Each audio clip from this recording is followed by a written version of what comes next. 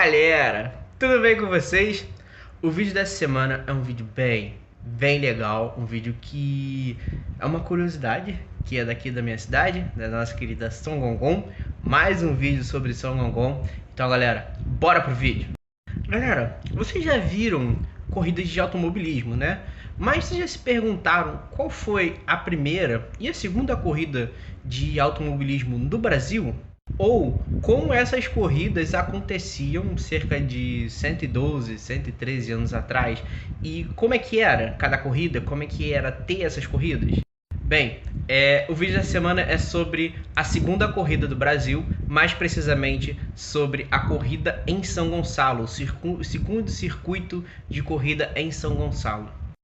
O primeiro circuito de corrida ele aconteceu no estado de São Paulo e ficou conhecido como o Circuito de Itapecerica. Ele aconteceu em 26 de julho de 1908 e o segundo circuito aconteceu aqui na cidade de São Gonçalo. E foi no dia 19 de setembro de 1909 e ficou conhecido como a segunda corrida do Brasil, ou o Circuito de São Gonçalo. Mas uma pergunta que vem quando a gente escuta sobre isso é: por que São Gonçalo foi escolhida como o segundo circuito, sendo que tinha outras cidades no Brasil e principalmente aqui no estado do Rio que já tinham encontros de carros, né? Já tinham encontros. Por que São Gonçalo foi escolhido? A escolha aconteceu porque São Gonçalo não era, lógico, a sua primeira opção. Bem, essa corrida era para acontecer no Alto da Boa Vista, que fica ali muito próximo da Floresta da Tijuca, e ali tinha encontros de carros já há bastante tempo, e o Automóvel Clube ele queria que fosse ali, mas o prefeito da capital, na época era o prefeito Pereira Passos, ele tinha feito várias reformas, ele foi muito importante para a reforma do estado do Rio, né, na época da cidade do Rio, e depois porque era capital, né, então essas mudanças foram para o resto do país, e na época também era a sede da República. Ele achava que era muito perigoso e que iria causar muitos acidentes, porque era um local que não era indicado. Então eles acharam melhor transferir, o Automóvel Clube achou melhor transferir para São Gonçalo. Uma outra coisa, vocês sabem quem fundou o Automóvel Clube do Brasil? O Automóvel Clube no Brasil foi fundado nada mais, nada menos, porque o nosso querido pai da aviação. Eu fiz um vídeo contando sobre a história dele e sobre a história da aviação no Brasil. Vou deixar passando aqui no card e nos comentários para você. Foi o nosso querido, excelentíssimo Alberto Santos Dumont. Em 27 de 9 de 1907. Ele fundou esse clube de automóveis e ele também foi responsável por trazer, se eu não me engano, o segundo carro ou o primeiro carro para o Brasil. Esse Automóvel Clube ele foi fundado na antiga sede do Clube Guanabarense, que ficava em Botafogo. Com a proibição do prefeito Souza Aguiar, o Automóvel Clube decidiu trazer a competição para São Gonçalo. Tiveram um apoio extremamente do presidente Alfredo Bach e dos seus auxiliares, como ministros e como outras pessoas também. E teve um apoio que foi indispensável, que era do Visconde de Moraes, né, que ele era um industrial da época. E principalmente do prefeito de São Gonçalo, que era o Coronel Joaquim Cerrado, ele era o prefeito na época da cidade de São Gonçalo. E ele queria que essa corrida tivesse uma notoriedade e que ela fosse 100% segura e que fosse perfeita, né, para poder trazer mais investidores para São Gonçalo e também abrilhantar a cidade e o evento, é lógico. Ele chegou a ceder a sua fazenda, que era a Fazenda do Engenho Novo, para sediar alguma das competições do circuito, né, algumas provas do circuito. A gente podia ver também que tinha a venda de bilhetes de ingressos, né, dentro das companhias de estações de bonde, Niterói para São Gonçalo, né, tinham essas vendas dessas arquibancadas para corrida. E uma curiosidade é que essas arquibancadas elas ficavam em Neves. Ele aumentou a frota de bondes de Niterói para São Gonçalo justamente no domingo da competição. Então tinha mais bondes que carregavam mais pessoas e mesmo assim ele também vendia mais bilhetes para as corridas. E ele também fez para as companhias, né, que traziam os carros para as equipes, eles traziam os carros nas suas barcas, né? Esse Visconde, ele ofereceu as suas barcas para fazer o translado entre a Baía de Guanabara, entre o Rio e Niterói, para chegar até São Gonçalo pelas barcas, né? Através da sua companhia chamada Barcas Ferry. Aí vocês se perguntam, em 1908 a gente não tinha uma cobertura, né? Midiática tão grande, a gente só tinha algumas câmeras fotográficas, a gente não tinha câmera que gravava, né? Como é que foi feita com uma cobertura desse evento? Como a gente tem registro desse evento? Vamos lá. A gente tem um registro de todo o evento feito por dois irmãos, que são os irmãos Botelhos.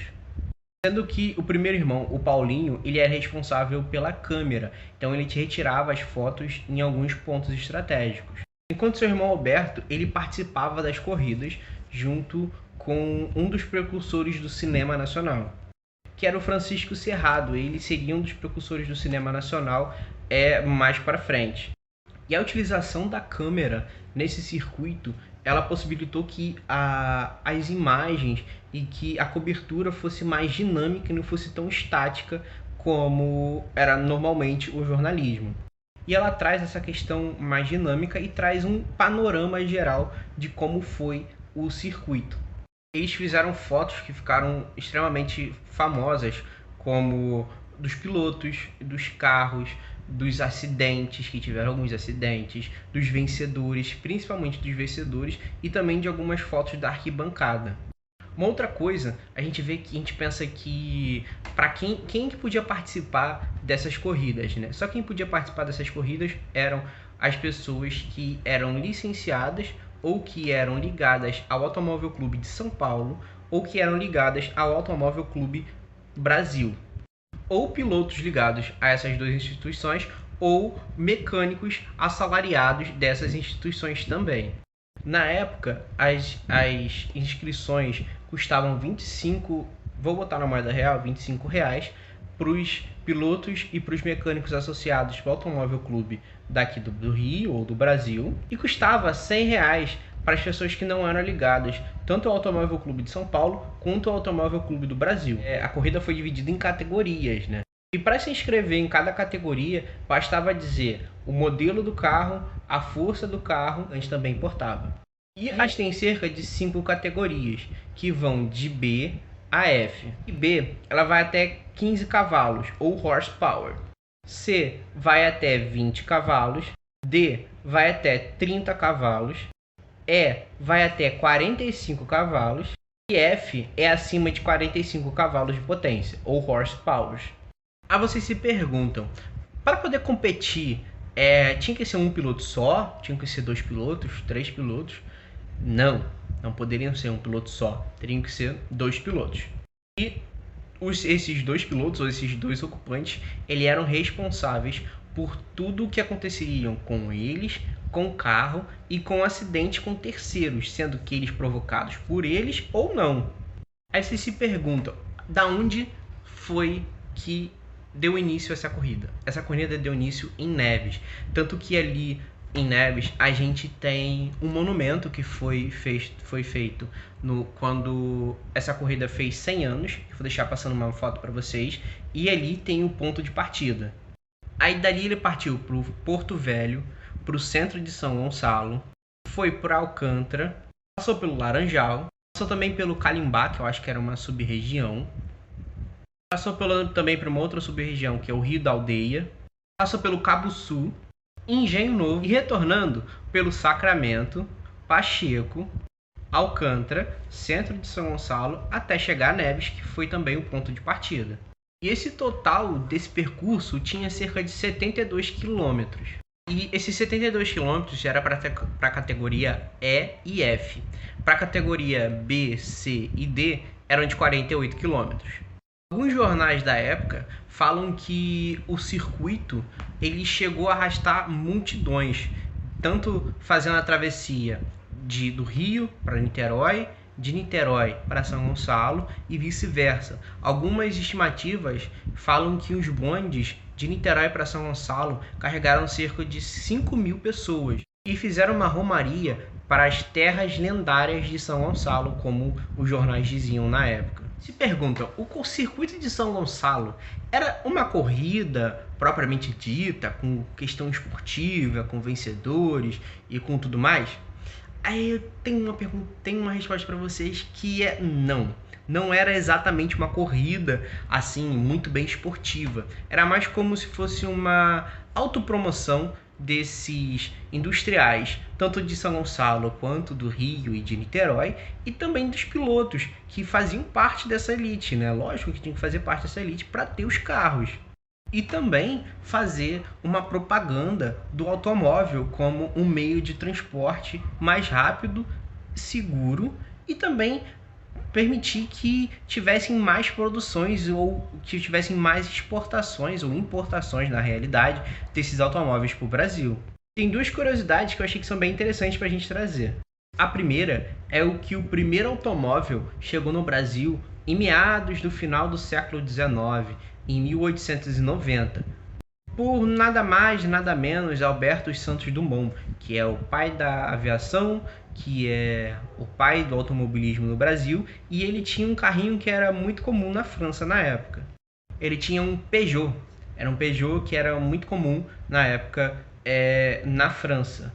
A segunda, ela também é do final do século XIX, mais precisamente 1895, e veio de um dos pais da abolição, por nada mais, nada menos que José do Patrocínio. Ele também foi uma das primeiras pessoas, cerca de 5 anos depois de Santos Dumont, a ter um carro no Brasil. Ele também tinha um carro que eu acho que é francês, que era o Supolette. Gente, o vídeo da semana foi esse. Eu espero que vocês tenham gostado. Se vocês gostarem, deixa o like, comenta, compartilha. É um vídeo com uma pegada mais regional aqui de São Gonçalo e também histórica, porque traz a questão da segunda corrida. Se vocês gostarem, tiverem mais alguma curiosidade para a gente trazer, alguma questão histórica de São Gonçalo, do Brasil, deixa aqui nos comentários e deixa também nas redes sociais que eu vou deixar postando para vocês.